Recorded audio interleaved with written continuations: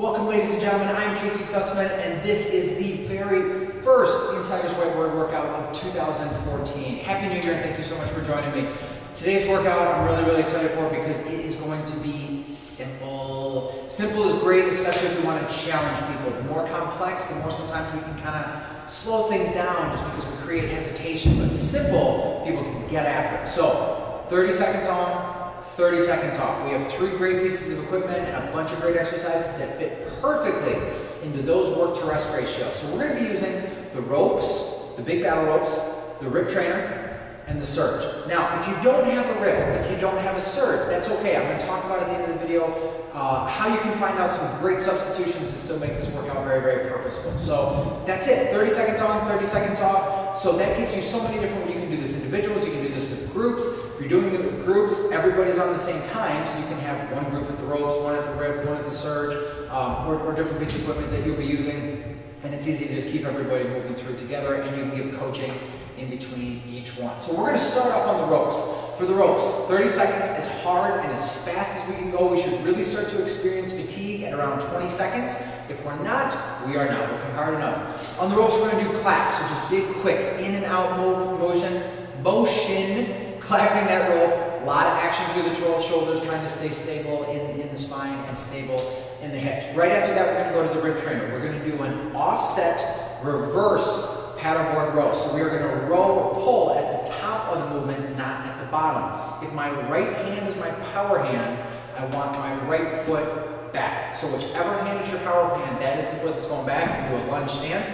My power hand will be palm down in zone 4. My base hand will be palm up in zone 1. When I'm fully extended through the hips, I'm going to have the bar tight down to the side.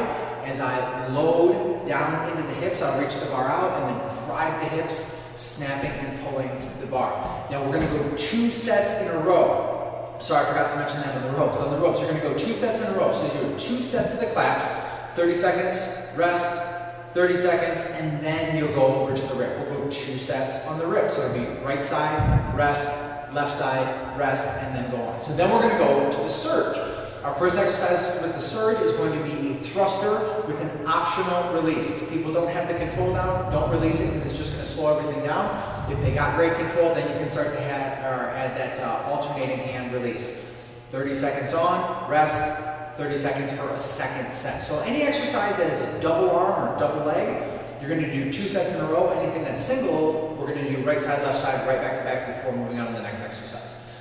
So we're going to go back to the rope. Okay, so we've done rope, rip, surge, and now we're right back to the rope. So our second exercise on the rope is we're going to do circles, big outside circles, just like before, keeping stable in the trunk and stable in the legs.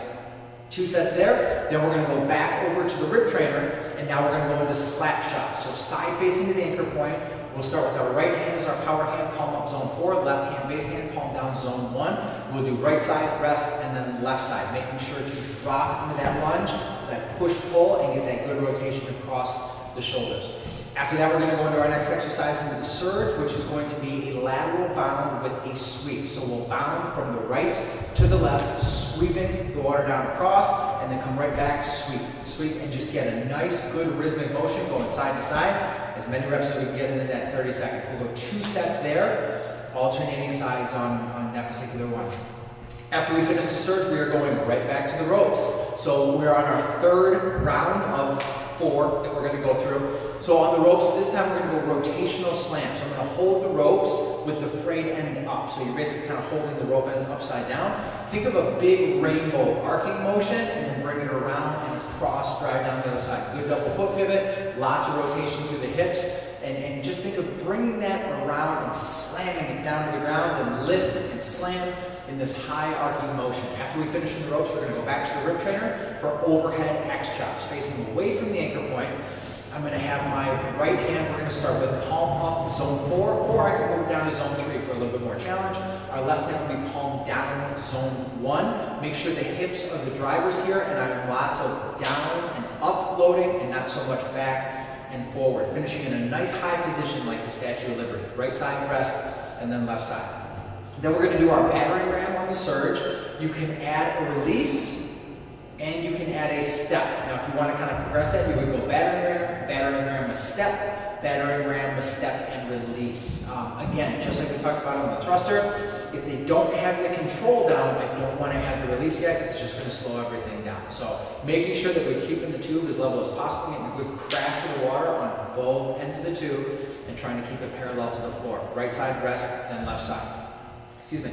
Then we're going to go back over to the rope. This is our final round. We're going to finish with rope jacks. Last exercise on the rope, holding them upside down just like we did on the rotational slams. Be careful that the knees don't collapse as the feet go out. So trying to keep good spacing and a good line between hips, knees, and ankles all the way down through, making sure that we touch the ends at the belt buckle and then touch the ends up overhead. 30 seconds rest, a second set of 30 seconds.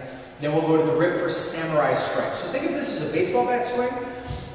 Basically, well, we're going to have good space between the hands though. So I can start with my right hand palm up in zone 4, or scoot it down to zone 3, or even down to zone 2, and your left hand will be your base hand palm down in zone 1.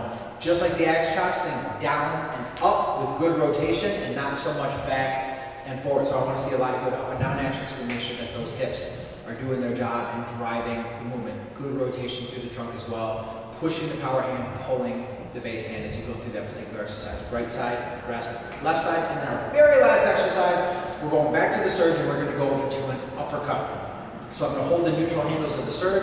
I'm going to drive across the body, pivoting the back foot, pushing through the lead arm, pulling through the back arm, rotating the shoulders, finishing up nice and high. Now, if you want, again, if you've got good movement on it, bring it back and you can add a release. So we'll add a release on the tail end. So we'll bring it back, we'll drive the surge away, release the lead arm. So the arm that actually goes through the uppercut, pull to restart the movement, setting the shoulder down and back, catch the handle, and go right into that uppercut. Right side, rest, left side, done.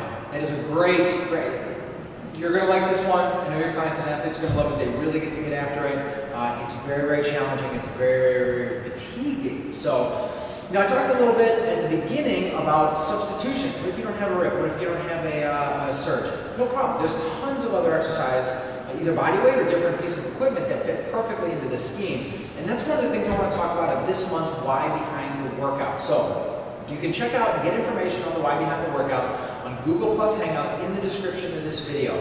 If it's already passed on catching the live one, you can catch the recording right there. It's a live interactive platform where we can talk about this and I can answer any of your questions. A couple of things I do want to address during the Why Behind the Workout. One is I want to talk about the energy systems and the benefits of the 30 on, 30 off work to rest ratios and what we're going to get out of that. I want to dig into the warm-up a little bit. I get questions all the time. Well, how do you warm up? What would be a good warm-up? What would be good preparation for this type of workout? So let's talk about it. We'll dig into there, so we'll talk about that. And then also talk about substitutions. If you don't have a surge, if you don't have a rep, what are some other good exercises that can take the place of those or fit into there? If you can't make the live recording, that's okay. Email me your questions, and I'll make sure to get them when we're on air, and then you can always catch the recording on the tail end. So, thank you guys so much for joining me. I really look forward to seeing you on the Why Behind the Workout, and I look forward to seeing you next month.